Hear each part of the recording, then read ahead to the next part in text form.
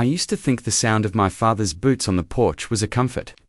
Heavy steps, deliberate, like each one meant we were safe again, that night. Those same steps were something else entirely, measured not to be heard, and yet somehow, loud enough to make the boards creak like they knew I was awake. I lay in bed, covers pulled high, staring at the silver wash of moonlight bleeding through the curtains, waiting for him to open the door and tell me he was home, but the door never opened.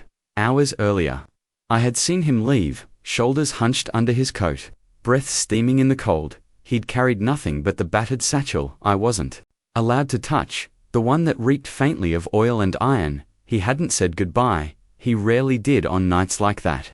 The wind outside carried the strange tang of metal, not from his tools, not from the shed, something sharper, wetter, and my young mind had no name for it. The moon was full, swollen, a coin too bright to look at for long. Its light sliced the fields into silver and black, turning every fence post into a figure. I remember sitting up, drawn to the window by something I couldn't name, and seeing movement at the edge of the trees. Just a shape, at first head low, pausing as if sniffing the air. It should have been him. It wasn't. The figure stood still long enough for the clouds to slide away from the moon. And in that moment, the light caught its face.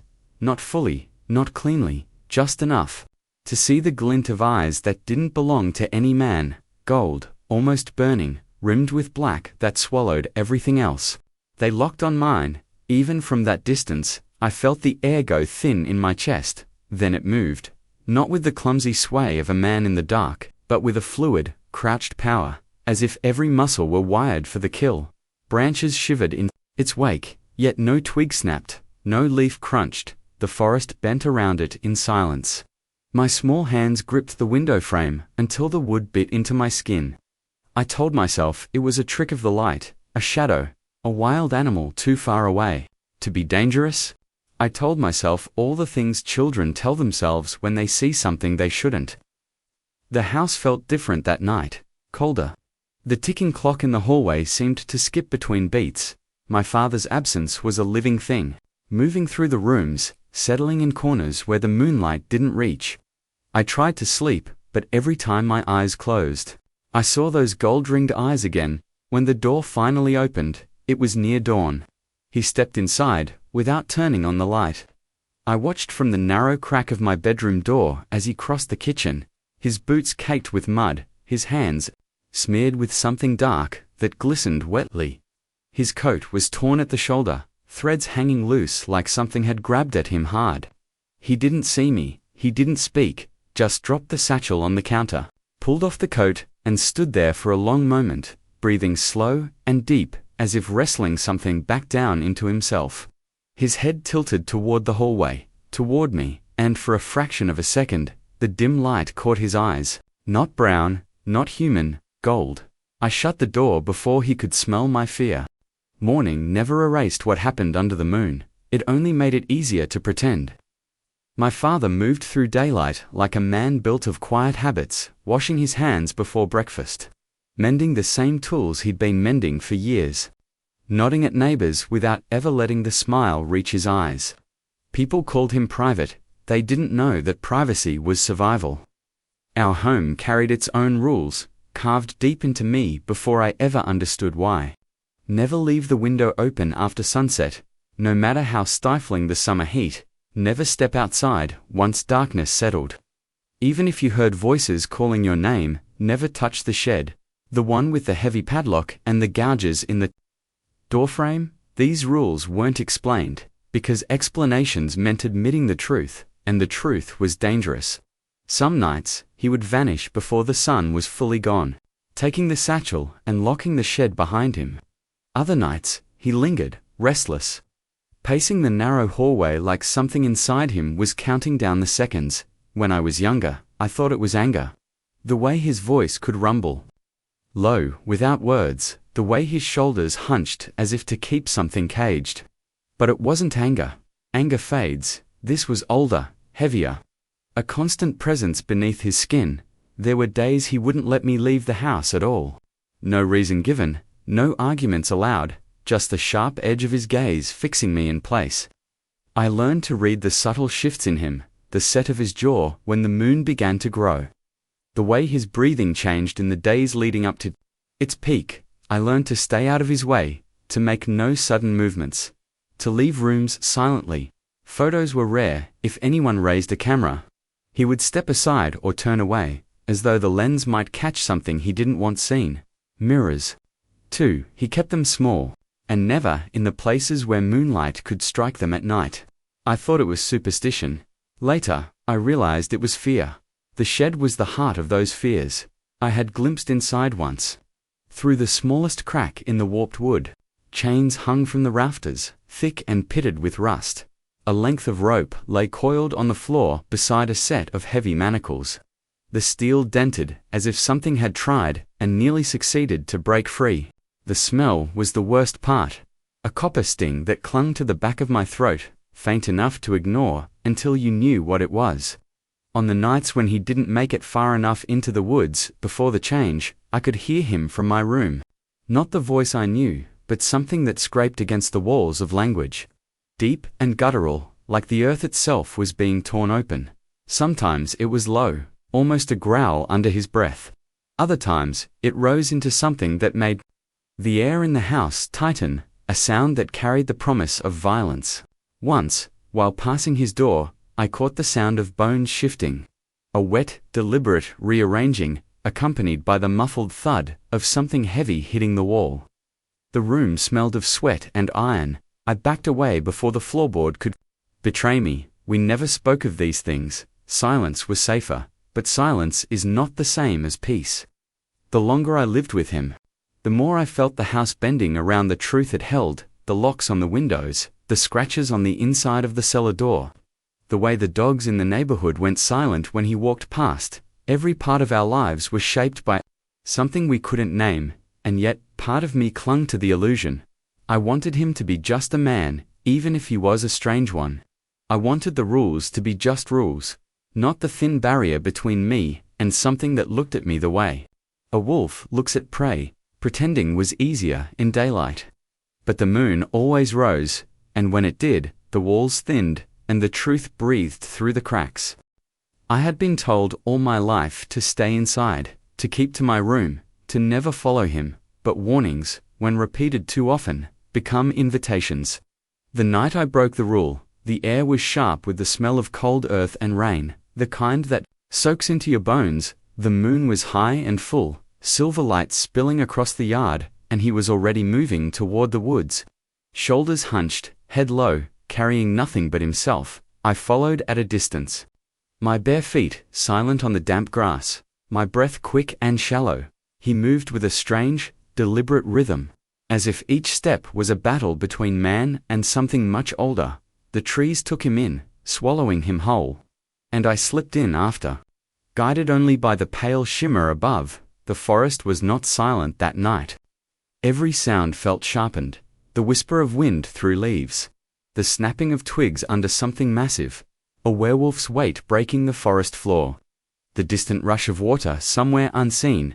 My father's pace quickened, and I pressed closer, weaving through the underbrush, trying to keep him in sight. I remember thinking I had never seen him move so quickly, so confidently, as if the path through this dark maze was burned into his mind. Then came the sound, not loud at first, just a soft cracking, like a tree settling. But it grew, became layered, wet, wrong. It was the sound of something breaking and reforming, the sound of bones shifting inside their own cage. His stride faltered, his head dropped, and his hands clawed at the ground, his back arched unnaturally. A shudder running down his spine. The first howl tore through the trees before my mind could accept what I was seeing. It wasn't a sound you could mistake for any animal. It carried the weight of something intelligent, something aware of itself and its hunger. The shape in front of me began to swell, clothing straining, seams splitting. As if his very skin couldn't contain him, hair sprouted along his arms, his neck, his jaw, fingers lengthened into claws, each tipped with something black and curved. I should have run. I should have turned and bolted back to the house, locked myself away, and pretended I had never seen it, but I was rooted there. My body, unwilling to move, while my mind screamed at it to do so, his head lifted, and I saw his face changing, the snout pushing forward, teeth doubling in length, eyes burning gold like molten metal. The man I knew was vanishing, replaced by something vast and predatory. When the change was complete, the creature that stood there was both alien and familiar. His height was greater now, his frame wide and powerful, shoulders rolling like a predator testing its strength. The air around him seemed to vibrate with heat, breath fogging in the cold night. He turned his head slowly, nostrils flaring, and I knew he had caught my scent. He moved with impossible speed, lunging forward, but not at me, not yet. A rabbit burst from the brush, fleeing for its life. His arm swung once, claws flashing in the moonlight, and the animal crumpled without a sound. The kill was clean, practiced. A movement so fluid, it could only have been done countless times before. Blood shone dark on his claws as he fed, the sound of tearing flesh loud in the night. I covered my mouth to keep from making a noise, though my heartbeat felt deafening in my chest. When he finished, his head snapped back toward me, and for a moment, I thought it was over. His body tensed, muscles coiling, eyes locked on mine through the dark, and then he turned away. With a low growl that rattled through the trees, he slipped deeper into the forest, disappearing into shadow as if the night had swallowed him again. I stood there, shaking. The image burned into me. The transformation, the hunt, the raw, unrestrained power. It was no longer just a suspicion or a half-remembered nightmare. It was truth. My father was a werewolf. And now that I had seen him hunt, I understood that the thing in the woods wasn't just dangerous, it was mine by blood. If you've ever seen a transformation this close, tell me. I need to know how you kept breathing through it.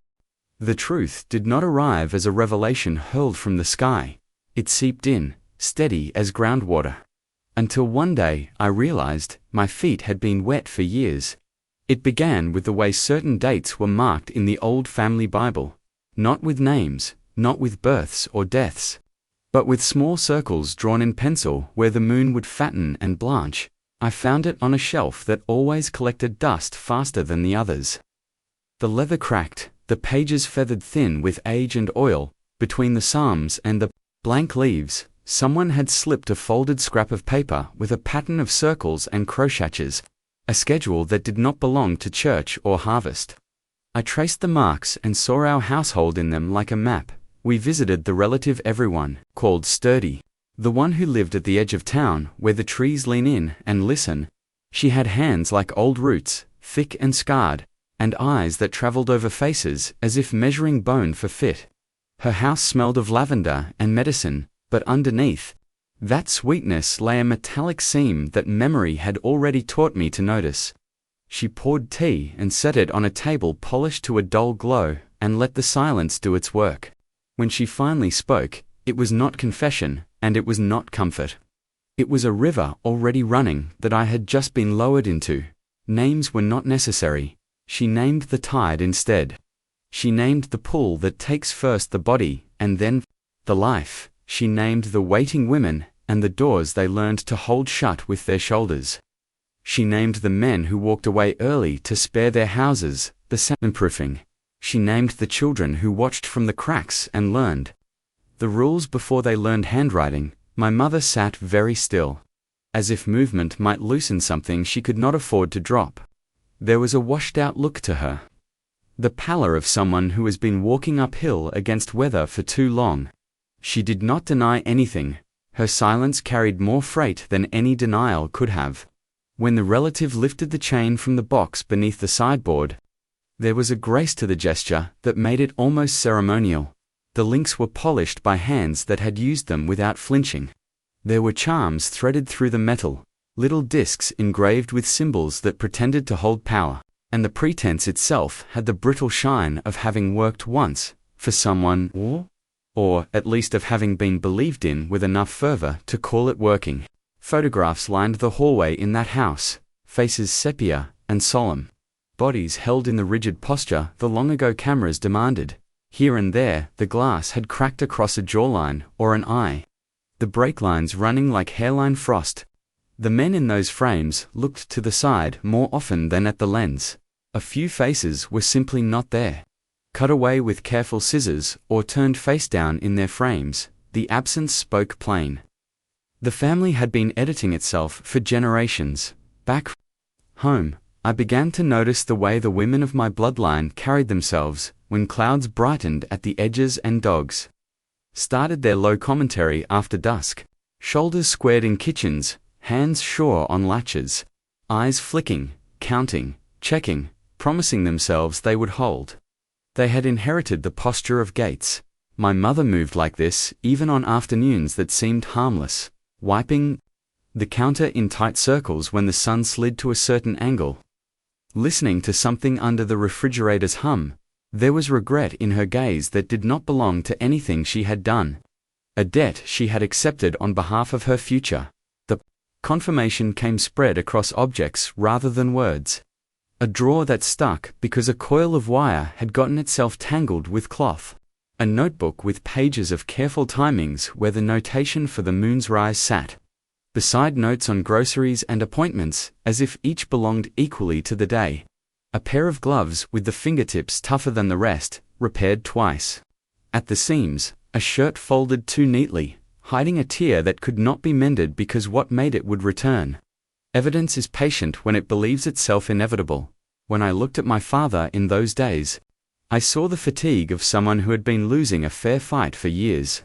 He avoided my eyes more often, not out of shame but out of a calculation that sought to spare me some fragment of recognition that might arrive too early. The house had a way of breathing differently when he came and went, as if it were adjusting itself to hold him without complaint. The rules we lived by pressed deeper into habit, until habit felt like personality. I thought about the night in the woods so often, that it became both a singular event and a season in itself. The sound of bones aligning into new orders replayed in the quiet moments between chores. The glint of gold in the eyes that found me when I thought I was hidden, returned whenever a spoon tapped the rim of a cup. I wanted to pretend that what I had seen was contained within him alone. That my body would never learn those sounds from the inside, never feel that heat bloom under the skin. But the relative's hands had told me otherwise when she passed me the chain to feel its weight. The chain belonged to the house, yes, and to the man who had worn it, yes. But when my fingers closed around it, I understood that it was already measuring me. After that visit, the mirror became a place I rationed. In the mornings, with sun on my face, I could endure it, could accept the features I knew as my own. At night, with the room quiet and the world thinned by darkness, I kept my eyes low.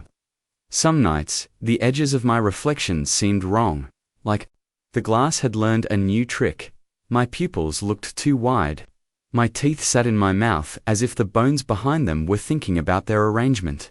An idea took up residence in me, with a patience that shamed me for not fighting it harder. The moon that dragged at his blood had a line tied to mine as well. My mother began setting a glass of water on my nightstand on certain evenings, the ones that left a taste of tin on the wind. She kissed the top of my head with the softness of someone pretending this is all normal. And her hand lingered at the back of my neck as if listening for a second heartbeat beneath the skin. The relative sent a parcel wrapped in brown paper and string that contained nothing but thick socks and a comb and a scrap of cloth with a pattern that matched the padding in our basement. Practicality is the love language of people who have outlived their illusions. I started to keep my own quiet calendar, penciling small circles where hers were, then darkening them when the moon waxed. I did not name them. To name them would have been to kneel. Instead, I wrote the little pieces of ordinary life around them, as if that would dilute their power. Laundry, school forms, oil for the hinges. But the circles held fast, bright as coins, relentless in their arithmetic. The family secret had been given to me without ceremony, and in accepting it, I felt something tilt, not surrender, not yet, but a narrowing of hallways, a rearrangement of doors. A house that had begun to memorize my footsteps, for reasons it would never say aloud. If you carry a map like this inside your ribs, you already know where the red circles land, and how the house learns to brace itself. The night chose us before we could choose our positions. Dusk bled out fast. a thin, exhausted vein, and the house seemed to lower itself into a crouch. The air had that mineral taste that means the sky is clear and the moon will be merciless. My calendar said we had an hour. My father's breathing said we had minutes. He moved through the hallway without touching the walls, as if contact might set off a trap, as if the wood itself had learned to betray him. The shed key lay on the counter, useless now. He wasn't going to make it that far. The satchel sat open like a mouth that had nothing left to say. We knew what to do. Habit flattened panic into motion. I slid the bolt on the basement door, then rejected the plan as soon as my hand left. The metal stares at death when speed is gone, and the change wants a fall. The safer room was mine, small and squared. The furniture low and heavy. The window screwed shut from the inside. I dragged the dresser across the floor until the legs found their old grooves and settled with the quiet thud of something that remembers its cue. The bed went flush against the door, frame grinding, mattress yawing, my ribs counting the effort in hard little sparks. I laid the hammer on the nightstand because a tool became a talisman the moment the first claw touched wood in this house. He was in the hallway when the first rip went through him, a wet crack that made the ceiling dust side down in a soft sheet. Tiny ashes of daylight, the smell followed iron and heat and animal fear, a scent that moves on a different timeline than air. His footsteps staggered and then disappeared into a 4-beat rhythm that didn't belong to any boots he owned. The low sound started up, not language, not even intent, just a pressure wave that made the window think about flexing. My hand closed on the hammer without my permission. I set it back down because touching it admitted a contract I wasn't ready to sign. Claws found the hallway runner and lifted threads like dew. The doorframe seemed to swell. The paint tightening. He reached the threshold without haste, a deliberate approach that made the small hairs along my spine each discover an individual name. He pressed against the wood, and the wood held, then complained, then decided to be stoic. A breath came in from the crack at the floor, hot and damp, tasting of the shed and the field and the mouth of a thing that does not ask. My own breath tried to mimic it. I forced mine smaller, lower, a winter animal in a burrow counting the seconds to dawn. The first strike was testing. Nails wrapped the grain, found the studs, mapped the weakness. The second strike was not testing. It came low, mean. A swipe meant to take the legs off the furniture and the legs off me. The bed shuddered and translated the blow into a thunder that rolled through the springs. I braced my feet against the wall and leaned my weight into the frame. Shoulders burning, throat dry, the dresser skidded an inch, then changed its mind and held. Wood splintered under the lock. A little spray of paint flexed, leaped, and landed on my wrist like white ash. The voice came next, an abomination of familiarity. My name, wearing a torn coat. It leaked through the door in a shape that implied pleading and arrived as threat. Every syllable dragged claws across memory, scoring grooves that would not sand out. I pressed my palm to the wood where a human mouth would have been, and felt nothing but heat, and the throb of impact transmitted through cellulose and nail. The low speaking kept trying, kept failing, kept devolving into a growl that shook loose. A picture frame on the opposite wall. The frame fell face down in a sound that resembled modesty. I thought of the chain 2 rooms away and the polished anchor that had never failed the wall. I thought of the key on the counter and the distance between here and there, 40 feet of hall where the moon had full jurisdiction. I thought of the relatives' hands and the weight they had made me measure and how that weight had felt like an inheritance disguised as instruction. The hammer sat 10 inches from my knee and had never looked more like a decision. He struck again, higher. And the top hinge wailed. The screws whispered that they were tired of being asked to be stronger than the metal that birthed them. I slid off the mattress to my knees and pressed my shoulder into the door at the height where the pressure peaked. Warmth bled through the paint and into my collarbone. The world narrowed to the grain beneath my cheek, and the math of force and the rhythm of his breathing and mine trying not to get caught in it. He worried the edge near the latch, found a knot, dug until wood surrendered a curl, a little pale shaving that fell to the floor and shivered as if afraid of what it had been. Part of it did not last forever. Nothing does. not even the moon's first cruelty. The violence tapered the way storms do, not because they choose mercy, but because even destruction obeys the physics of exhaustion. The blows came farther apart, the breath on the floor grew ragged, and then uneven, and then paused.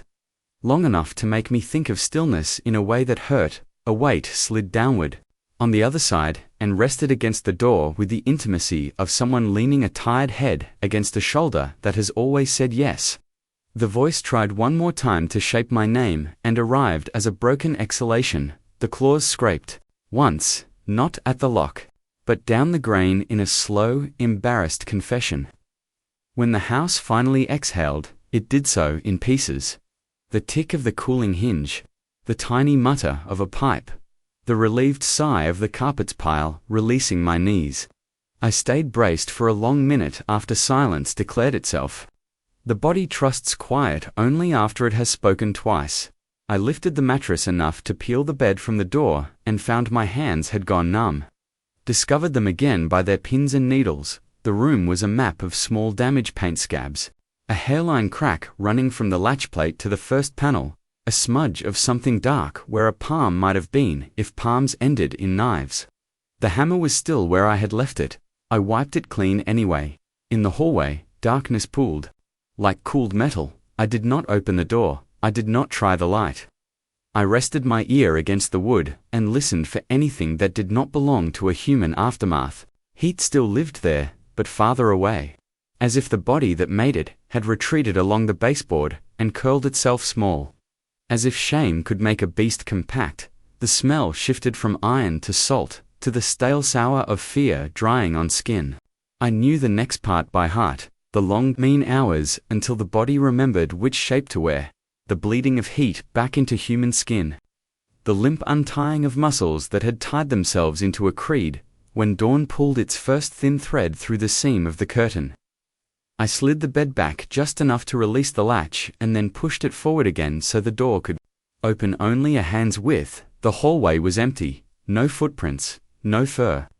Just the faint streak of sweat near the baseboard and a single shallow groove in the paint at shoulder height. He was nowhere I could see, which meant he was nowhere I could safely follow. The house decided, gently, that I would make coffee.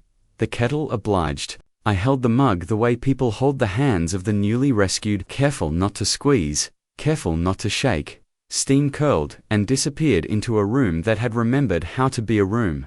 My door still bore its new scars and the bed's legs still sat in their grooves and the dresser leaned with the posture of a veteran. Behind another door down the hall, something breathed like a man learning again how to fit inside his life. The house had not failed us, we had not failed it. That counted for everything and nothing at once. The next moon was already standing, patient. At the far end of the corridor of days. If you were in my place that night, would you open the door? The night was black in a way I had never seen before, the kind of darkness that seemed to swallow not only the light but the air itself. I found him just past the tree line, where the moon's pale silver fingers reached down through the tangled canopy to touch the wreckage of him. He was on his knees in the dirt, shoulders hunched, skin slick with sweat and blood, his breath coming in ragged animal bursts. He looked smaller like this, as if the curse had eaten away at the man he used to be, leaving only a shell that barely held together between mootruses. One arm hung useless, twisted at an angle that made my stomach turn. His eyes found me, one still his, the other flashing. That unnatural molten gold. He didn't speak right away. His lips trembled, as if words themselves were too dangerous to let loose. Then, in a voice shredded down to threads, he said, "End it. Before it ends, I froze. The cold of his plea slicing deeper than the night air. In his lap, he cradled something heavy and black, a revolver, worn with age, the grip polished smooth by his hand. My pulse surged. It was the same gun he'd once told me was only for emergencies. The one I now realized had never been meant for wolves outside the door. But for the one inside our home. He shifted, and the movement drew a low, involuntary snarl from deep in his chest. The sound was not my father's, it was the thing inside. Him, pressing closer to the surface, his jaw clenched against it. teeth bared, a man holding back the tide with nothing but sheer will. I could see his nails already lengthening into claws, the bones of his fingers beginning to warp. 1,000 memories flickered, his calloused hands lifting me onto his shoulders when I was small. The way he used to hum under his breath while working in the shed. The smell of sawdust that clung to him like a second skin. All of it was bound to this broken figure before me, a man who was asking his child to kill him. My own hands shook, and the forest seemed to close in. I could hear the wet rush of his breathing, the pop of cartilage as his spine arched involuntarily. His voice broke again, urgent this time. You don't understand. If you don't, you'll wish you had. The moonlight shifted through the clouds. And in that change of light, I saw something flicker across his face. Not just pain, but fear. Not fear of death, but fear for me. The revolver lay between us now, its cold metal catching a glint from above. I could feel the weight of choice settling over me, heavier than the weapon itself. Every instinct screamed to save him, to find some way, any way, to drag him back from the brink, but there was no cure in his eyes, only inevitability. A low rumble vibrated the ground beneath us. It was coming from him. His arms spasmed, muscles swelling in unnatural bursts, his jaw lengthened. And then his fingers dug deep into the dirt, claws tearing into the earth.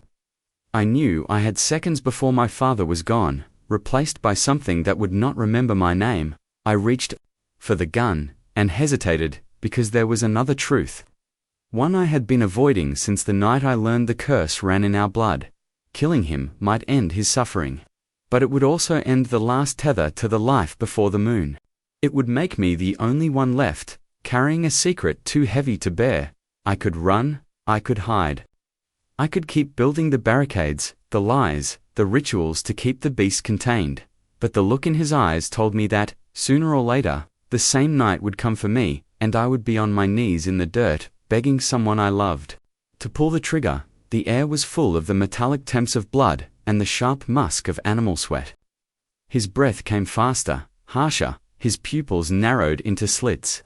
My thumb brushed the revolver's safety, and in that suspended moment, I understood. This choice wasn't about saving him or saving myself. It was about deciding which part of me I was willing to kill, the part that still believed in the man who raised me, or the part that knew the moon would not spare me. The clouds thinned, and the moon broke through, full and merciless. His voice, if it could still be called, that ripped out one final time, "Please." The rest was swallowed by the howl. The moonlight found me the night after we buried him. I didn't seek it out, it came for me, sliding across the floorboards, pulling my shadow into something that didn't quite match my shape. My hands felt too heavy, my teeth ached like something inside me was pushing forward, testing the limits of my skin. I told myself it was grief, that the tremor in my bones was from cold air and not the inheritance he left behind. But in the bathroom mirror, my reflection stayed still. When I moved its eyes, my eyes had gone gold. I remembered the way he looked at me the night before the first full moon. I could remember how he didn't say a word, but his jaw clenched like a man holding back a confession. He'd known then, known what I would carry. The pull grew stronger. Every night after, not constant, not crushing, but there waiting. It was a hunger I couldn't feed, an itch beneath the marrow, and I knew, deep down, it was only patient because it had a whole lifetime to work with.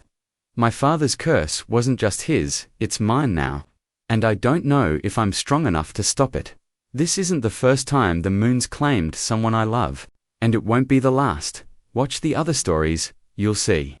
And for those who hunger for more, step deeper into the shadows with our Ultimate Werewolf Horror playlist, linked in the description below.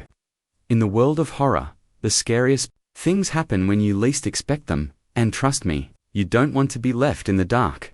Welcome to the darkness.